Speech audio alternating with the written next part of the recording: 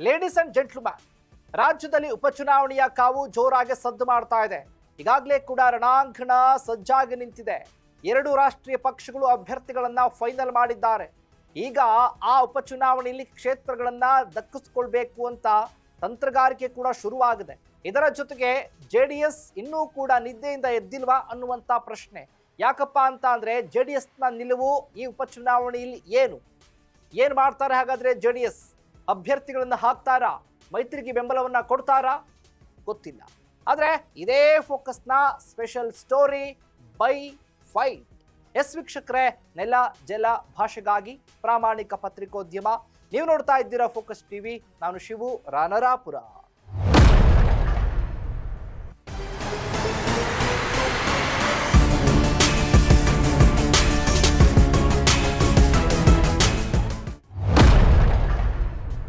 ಕೇಂದ್ರ ಚುನಾವಣಾ ಆಯೋಗ ರಾಜ್ಯದ 2 ಕ್ಷೇತ್ರದಲ್ಲಿ, ಅಂದ್ರೆ ಒಂದು ಬಾಗಲಕೋಟೆ, ಇನ್ನೊಂದು ದಾವಣಗೆರೆ ಕ್ಷೇತ್ರದಲ್ಲಿ ಉಪಚುನಾವಣೆಗೆ ದಿನಾಂಕವನ್ನ ಘೋಷಣೆ ಮಾಡಿ ಹೋಗಿದೆ.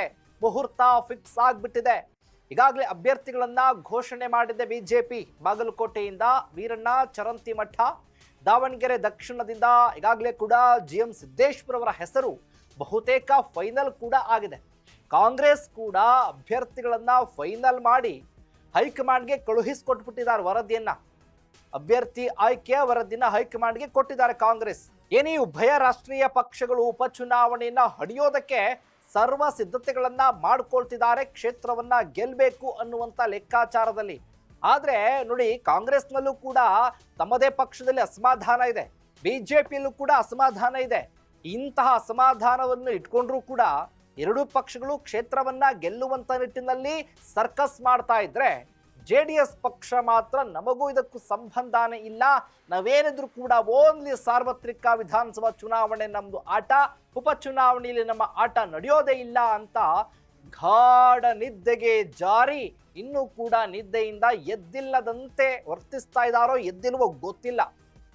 ಯಾಕೆ JDSಗೆ ಈ ಉಪಚುನಾವಣೆ ಬೇಕಾಗಿಲ್ವಾ ಅನ್ನುವಂಥ ಪ್ರಶ್ನೆ, JDS ಮೈತ್ರಿಗೆ ಬೆಂಬಲ ಕೊಡುತ್ತಾ ಇಲ್ವಾ ಅನ್ನುವಂಥ ಪ್ರಶ್ನೆ, ಅಭ್ಯರ್ಥಿ ಘೋಷಣೆ ಬಗ್ಗೆ ಯಾವುದೇ ನಿಲುವೇ ಇಲ್ಲ. ಏನ್ ಮಾಡ್ತಾರೋ ಗೊತ್ತಿಲ್ಲ. JDS ಕತೆ ಏನು ಉಪಚುನಾವಣೆಯಲ್ಲಿ ಗೊತ್ತಿಲ್ಲ. ನಮ್ಮ ಸ್ಪರ್ಧೆ ಮಾಡೋದಿಲ್ಲ ಅಂತಾನೂ ಹೇಳ್ತಾ ಇಲ್ಲ, ಬಿಜೆಪಿ ಬೆಂಬಲ ಕೊಡ್ತೀವಿ ಅಂತಾನೂ ಹೇಳ್ತಾ ಇಲ್ಲ. ಕತೆ ಕಾದಂಬರಿನೇ ಗೊತ್ತಾಗ್ತಾ ಇಲ್ಲ. ಕುಮಾರಸ್ವಾಮಿ ಅವ್ರಿಗೆಲ್ಲೋ ಒಂದ್ ಕಡೆ ಏನಾಗಿದೆ, ಏನ್ ಮಾಡ್ತಾ ಇದ್ದಾರೆ, ಈಗ ಯಾರ ಅಭ್ಯರ್ಥಿಗಳು, ಏನು JDSನ ಕತೆ ಅನ್ನುವಂಥ ಪ್ರಶ್ನೆ ಈಗ ತಮ್ಮ ಕಾರ್ಯಕರ್ತರಲ್ಲೇ ಗೊಂದಲ ಉಂಟಾಗಿರೋದೀಗ.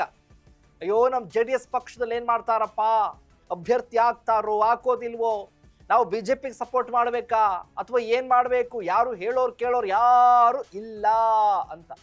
ಕುಮಾರಸ್ವಾಮಿ ಅವ್ರು ಏನ್ ಮಾಡ್ತಾರೆ, ಕೇಂದ್ರಕ್ಕೆ ಹೋದ್ಮೇಲೆ ರಾಜ್ಯ ರಾಜಕಾರಣದ ತಲೆ ಹಾಕೋದೇ ಇಲ್ವಾ? ಹಾಗಾದ್ರೆ ಈ ಹಿಂದೆ ರಾಜ್ಯದ ರಾಜಕಾರಣದತ್ತ ಮುಖ ಮಾಡಿದ ಕುಮಾರಸ್ವಾಮಿ ಅವರು ಈ ಉಪಚುನಾವಣೆಯಲ್ಲಿ ಯಾಕೆ ಹೆಚ್ಚಿನ ಗಮನವನ್ನ ಕೊಡ್ತಾ ಇಲ್ಲ?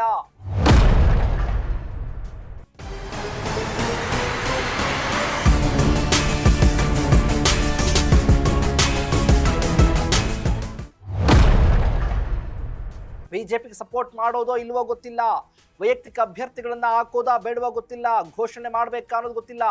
ಗೊಂದಲಮಯವಾಗಿದೆ JDSನಲ್ಲಿ. ಈಗ ಬೈ ಎಲೆಕ್ಷನ್ ವಿಚಾರದಲ್ಲಿ ಅಂತರವನ್ನ ಕಾಯ್ದುಕೊಂಡಿದೆ JDS. ಅಂದ್ರೆ JDS ಸ್ಪರ್ಧೆ ಮಾಡ್ತಾ ಇಲ್ಲ ಅಂತಾನಾ ಅಥವಾ ಬಿಜೆಪಿಗೆ ಸಪೋರ್ಟ್ ಮಾಡ್ತೀವಿ ಅಂತಾನಾ ಗೊತ್ತಿಲ್ಲ.